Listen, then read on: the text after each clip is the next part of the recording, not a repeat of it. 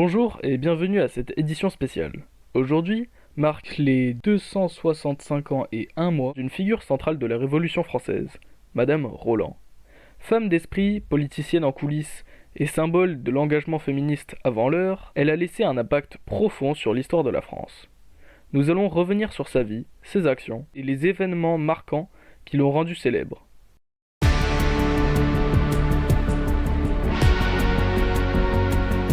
Pour commencer, explorons les débuts de celle qui allait devenir une figure incontournable du mouvement girondin. Marie-Jeanne Philippon, née le 17 mars 1754 à Paris, grandit dans une famille de petits bourgeois. Très jeune, elle manifeste un goût prononcé pour la lecture, dévorant les œuvres des philosophes des Lumières tels que Rousseau, Voltaire et Montesquieu. Cette éducation autodidacte et intellectuelle va façonner sa pensée critique et son désir d'engagement. Dans ses jeunes années, Marie-Jeanne fait preuve d'une grande curiosité, attirée par la philosophie, l'histoire et la politique, des domaines souvent réservés aux hommes de l'époque. Elle fréquente régulièrement les salons littéraires de Paris où elle échange des idées avec d'autres penseurs. Sa passion pour la liberté et la justice commence à se former à cette période, préparant le terrain pour son futur rôle dans la Révolution. En 1780, Marie-Jeanne épouse Jean-Marie Roland, un fonctionnaire du royaume bien plus âgée qu'elle. Ce mariage ouvre à Madame Roland de nouvelles perspectives politiques. Lorsque son mari est nommé à Lyon, elle découvre les réalités des injustices économiques et sociales qui frappent la population française. Au cours des années, le couple s'installe à Paris, où Madame Roland se plonge dans l'agitation politique croissante. C'est dans leur salon parisien qu'elle commence à tisser des liens avec les intellectuels et les réformateurs les plus influents de l'époque. Ce salon devient un point central pour les idées révolutionnaires modérées, notamment celles du mouvement girondin. Madame Roland n'était pas simplement une épouse silencieuse. En coulisses, elle rédigeait des lettres, des discours et conseillait son mari, Jean-Marie, ainsi que d'autres figures girondines sur des questions politiques de grande importance. La Révolution française éclate en 1789 avec la prise de la Bastille comme symbole.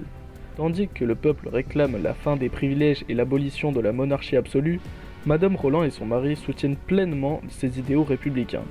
Avec le temps, ils rejoignent le mouvement girondin, un groupe politique modéré qui souhaite établir une république stable mais sans violence extrême. Les Girondins s'opposaient aux Montagnards, un groupe radical dirigé par Robespierre qui prônait une république autoritaire. Madame Roland, en coulisses, participe activement au débat, appelant à une révolution modérée. Son salon devient un centre stratégique et son influence s'étend au-delà de simples discussions. Elle inspire des réformes politiques et incite à des actions concrètes. En tant qu'intellectuelle, elle se distinguait par sa capacité à articuler une vision de la République fondée sur la liberté, l'égalité, mais aussi la modération, ce qui allait la placer en opposition directe avec les montagnards. L'influence politique de Madame Roland s'étend bien au-delà de son salon. En tant que proche conseillère de son mari, nommée ministre de l'Intérieur en 1792, elle participe à des décisions majeures, notamment sur la guerre contre les monarchies européennes et la lutte contre la contre-révolution intérieure.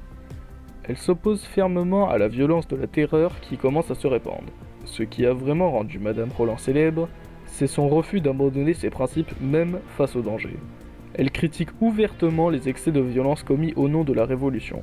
En particulier, son opposition farouche à la radicalisation du régime révolutionnaire la met dans une position de plus en plus dangereuse.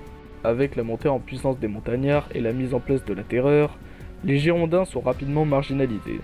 En juin 1793, une série d'arrestations frappe les principaux leaders girondins, dont Jean-Marie Roland et sa femme. Madame Roland, qui continue à écrire et à défendre ses idées malgré la menace croissante, est finalement arrêtée et emprisonnée. Depuis sa cellule, elle rédige des mémoires, exposant ses convictions et ses critiques contre la violence aveugle de la Révolution. Elle est accusée de comploter contre la République et de trahir la Révolution. Des accusations infondées, mais suffisantes pour la condamner. Le 8 novembre 1993, après un procès expéditif, Madame Roland est condamnée à mort. Lorsqu'elle monte sur l'échafaud, elle prononce une phrase qui restera gravée dans l'histoire. Ô liberté, que de crimes on commet en ton nom. C'est un cri de révolte contre les dérives violentes de la Révolution. Son exécution est rapidement suivie par celle de nombreux autres Girondins. Pourtant, même après sa mort, le courage et les idéaux de Madame Roland continuent d'inspirer. Elle est perçue comme une héroïne tragique de la Révolution, une femme de principe dans un monde dominé par la violence. Ainsi se termine la vie de Madame Roland, une femme dont l'engagement politique et la fidélité à ses principes ont marqué l'histoire de la Révolution française. À travers son courage, son amour de la liberté et sa résistance à l'oppression, elle demeure un symbole d'intégrité et de lutte pour la justice. Merci d'avoir suivi cette édition spéciale sur Madame Roland, et à très bientôt pour un prochain journal.